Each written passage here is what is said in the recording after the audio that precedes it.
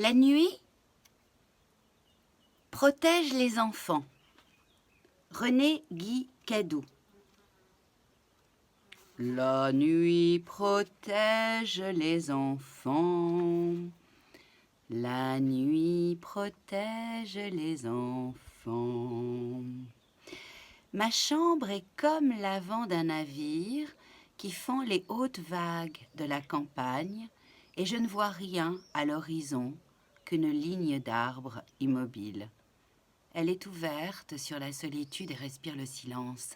Rien ne vient troubler mon regard, habitué au balancement des herbes.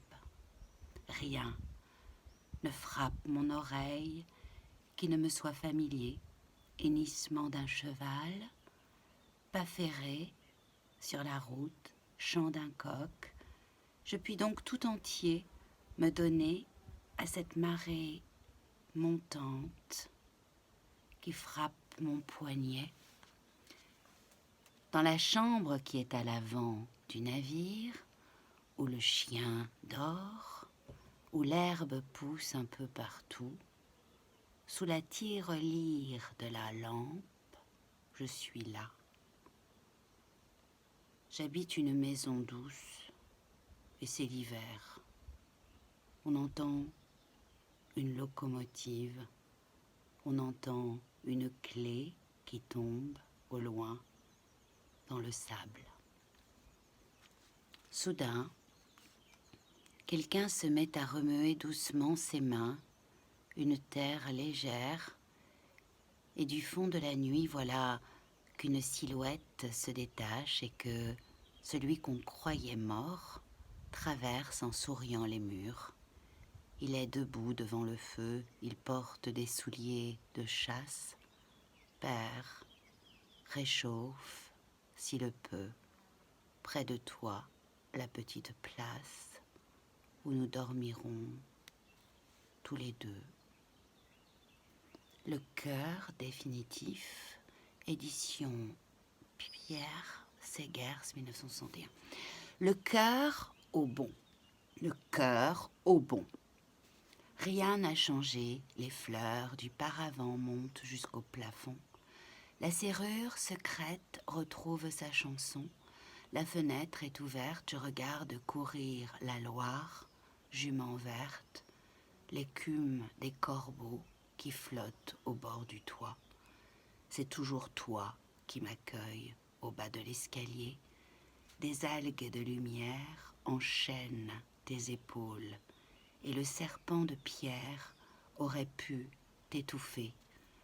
Quand tes mains voleront sous les prêles, quand la terre baignera tes paupières fossiles, je reprendrai la vie où tu l'auras laissée. Année-lumière. Celui qui entre par hasard.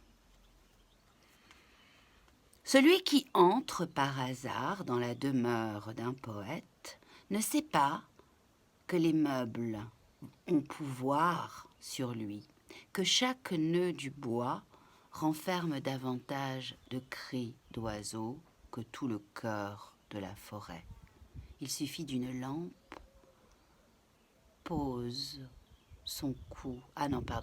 Il suffit qu'une lampe pose son cou de femme à la tombée du soir contre un angle verni pour délivrer soudain 1000 peuples d'abeilles et l'odeur de pain frais des cerisiers fleuris, car tel est le bonheur de cette solitude qu'une caresse toute plate de la main redonne à ces grands meubles noirs et taciturnes la légèreté d'un arbre dans le matin. Les biens de ce monde, édition Pierre Segers, 1951. Quelle remarque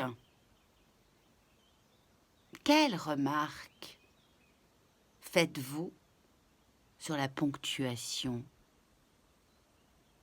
du poème, sur la coupe des vers? Imaginez la demeure d'un poète. Pourquoi le poète entend-il plus de cris d'oiseaux dans chaque nœud du bois de ces meubles que dans la forêt. Quelle remarque faites-vous sur la ponctuation du poème, sur la coupe des vers? Imaginez la demeure d'un poète. Imaginez la demeure d'un poète. Faites un dessin. Pourquoi le poète entend-il plus de cris d'oiseaux dans chaque nœud du bois de ces meubles que dans la forêt? Reprenons. Celui qui entre par hasard, 3 points de suspension. Celui qui entre par hasard dans la demeure d'un poète ne sait pas que les meubles ont pouvoir sur lui, que chaque nœud du bois renferme davantage de cris d'oiseaux que tout le cœur de la forêt. Il suffit d'une lampe. Non, il suffit qu'une lampe pose son cou de femme à la tombée du soir contre un angle verni pour délivrer soudain 1000 peuples d'abeilles et l'odeur de pain frais des cerisiers fleuris, car tel est le bonheur de cette solitude qu'une caresse toute plate de la main redonne à ces grands meubles noirs et taciturnes, car tel est le bonheur de cette solitude qu'une caresse toute plate de la main redonne à ces grands meubles noirs et taciturnes la légèreté d'un arbre dans le matin.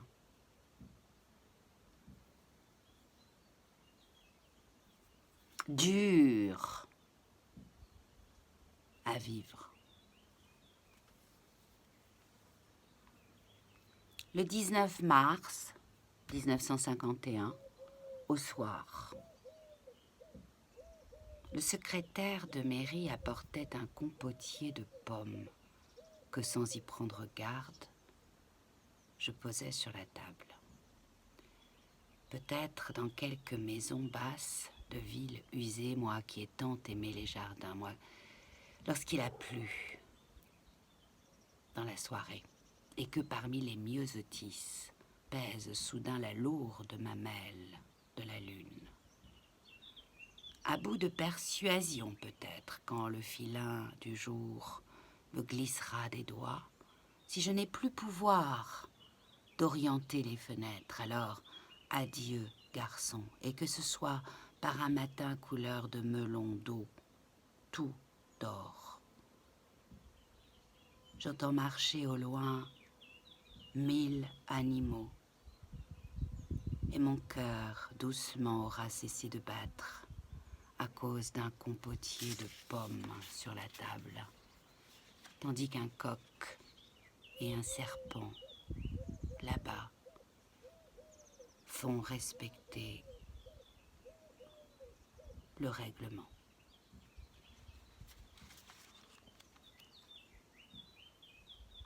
Refuge pour des oiseaux. Il y eut tout un cheminement du refus à l'acceptation, puis à la foi au bon voisinage avec Dieu. L'influence de Max Jacob est certaine, mais il y eut aussi une ascèse vécue et transfigurée. Entrez, n'hésitez pas, c'est ici ma poitrine, beaux oiseaux, vous êtes la verroterie fine de mon sang. Je vous veux sur mes mains, logé dans mes poumons, parmi l'odeur du thym, dressé sur le perchoir délicat de mes lèvres, ou bien encore pris dans la glu d'un rêve, ainsi qu'une araignée dans les fils du matin. La douleur et la chaux ont blanchi mon épaule, vous dormirez contre ma joue.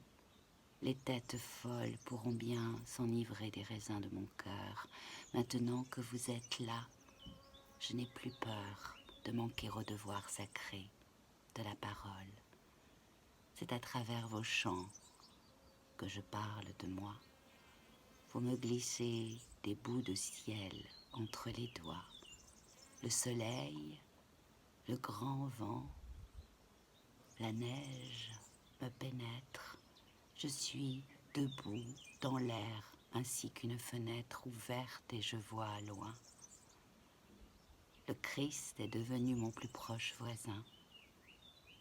Je remue des printemps en ramassant vos ailes. Vous savez qu'il y a du bleu dans mes prunelles et vous le gaspillez un peu dans tous les yeux. Refermez les forêts sur moi, c'est merveilleux, cet astre qui ressemble tant à mon visage. Un jour, vous écrirez mon nom en pleine page d'un vol très simple et doux. Et vous direz alors, c'est René Guy, Cadou, qui monte au ciel, avec pour unique équipage la caille, la perdrix et le canard sauvage. Hélène, ou le règne végétal, l'oiseau, porteur de l'immortalité du poète.